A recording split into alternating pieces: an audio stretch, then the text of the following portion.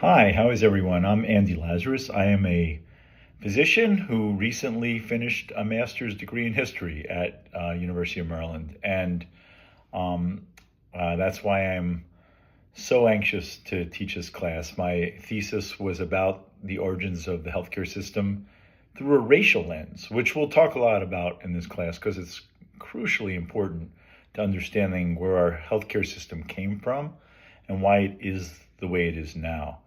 I've been a doctor for 35 years, primary care. I deal mostly with older people. I've written about our healthcare system. I've written multiple books, several of them university books, several of them trade books that are taught in medical schools. I've written dozens of articles about overtreatment, overdiagnosis, which is what I study the most. And I've come to conclusions both through my own experience and through my research that our system is bloated, inefficient. It's now $5 trillion of spending. Just to give you a sense of what that means, our military budget is about 750 billion. So it's about 8 times higher than our military budget. It's higher than any other country on the face of the planet. In fact, it's equal to the next 5 or 6 countries combined in terms of our total healthcare expenditure per capita. I know we have a lot more people, but per capita, we're still spending a lot more. And it comes with the caveat that we have among the worst healthcare outcomes in our country compared to the whole world and compared to our past. The last 20 years have seen a decline in life expectancy, an increase in chronic disease, and we're stuck with a bloated, inefficient, ineffective system that nobody seems to want to touch. People think it's a good system. Probably for the individual it is. People like their doctors, don't like the system. People are spending an inordinate amount of money in health insurance and health expenses. It's the number one cause of bankruptcy in this country. It is also one of the top causes why businesses go under because they provide health insurance. Medicare is always on the brink of collapse. And even the initiation of Medicare in 1965, which was an amazing accomplishment if you understand the origins of our healthcare system, occurred based on the fact we wouldn't be spending all this money. The money that we're spending is going into the pockets of many players, whether doctors, big pharmaceutical companies, insurance companies, hospitals, on and on and on. So these players are not interested in reforming the system. And the only way we could really reform the system is to understand where it came from. It's fascinating story that I want to share. And this class, which is going to be daily for about 3 weeks, each day we'll start with a 20 to 30 minute talk by me. And I have to keep an eye on the clock because I could talk a lot longer than that. I promise you. And I will have several readings as well.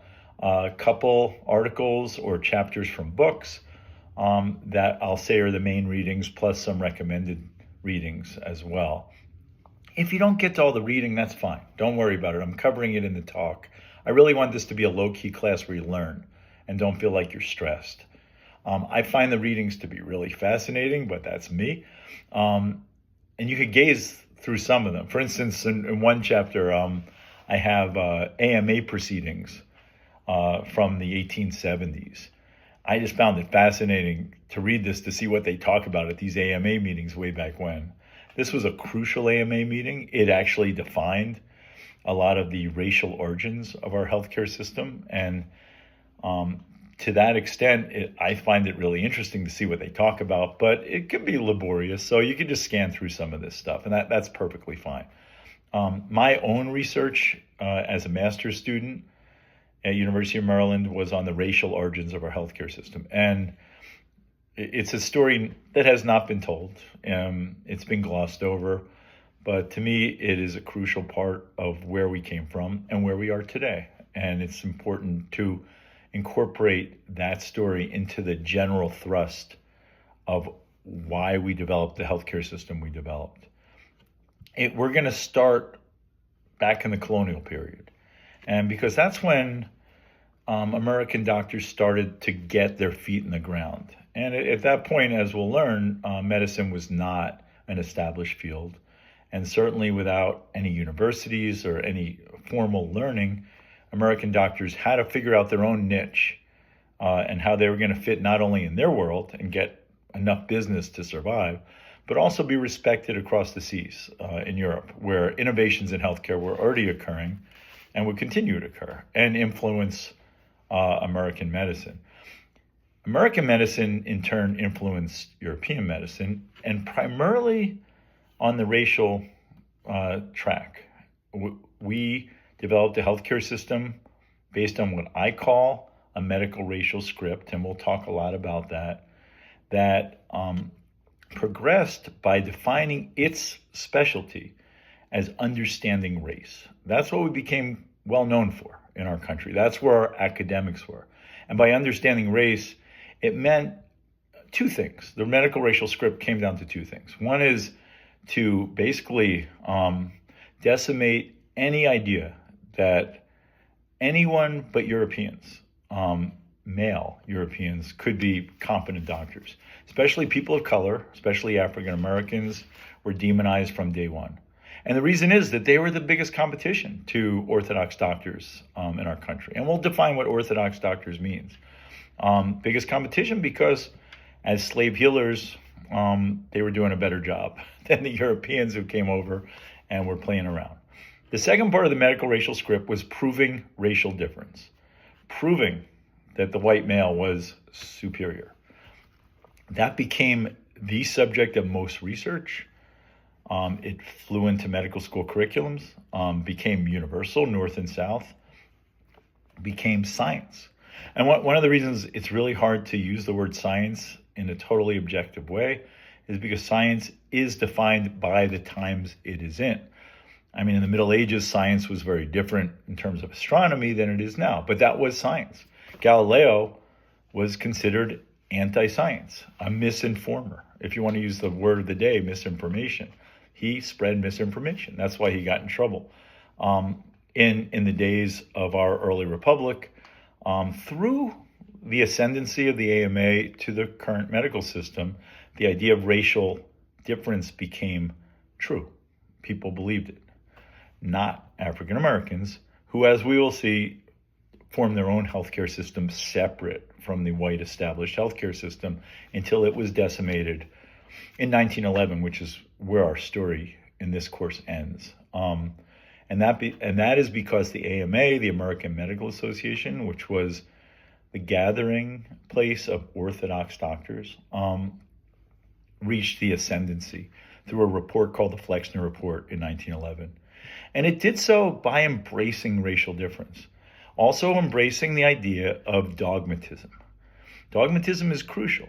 Back in the 1800s, multiple renditions of healthcare were fluttering through the country.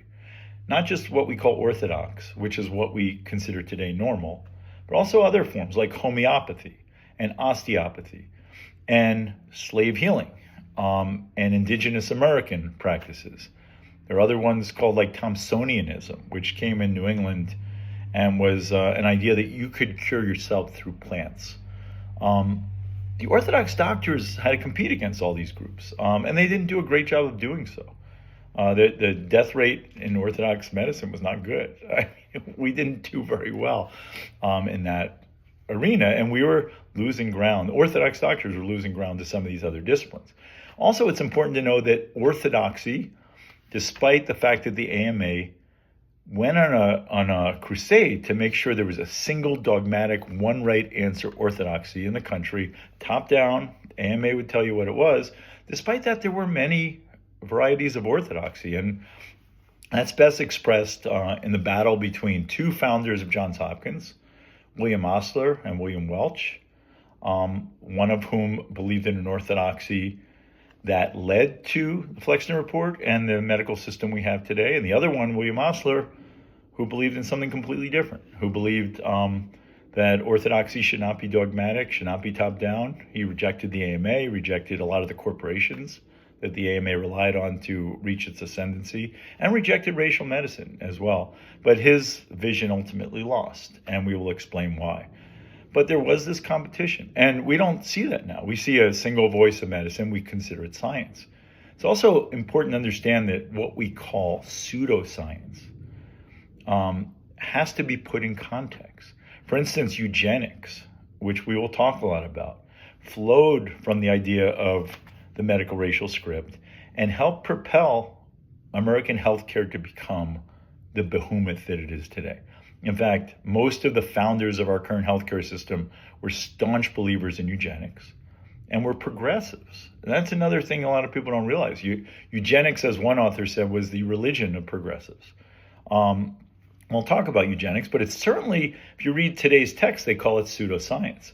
Well, back then, in the early 1900s, it was hardly pseudoscience. Anyone who rejected eugenics was considered a pseudoscientist or a misinformer or just someone who didn't understand the biggest innovations in healthcare. And so the African American medical population had to compete against both this prevailing belief in racial difference, manifest in the medical racial script and in eugenics, as well as their exclusion from mainstream medicine by groups like the AMA. And we'll explain why that happened, how it helped unite, especially white male doctors, under a single rubric to help create our current system, and how African American doctors responded to that, which is a crucial part of the story.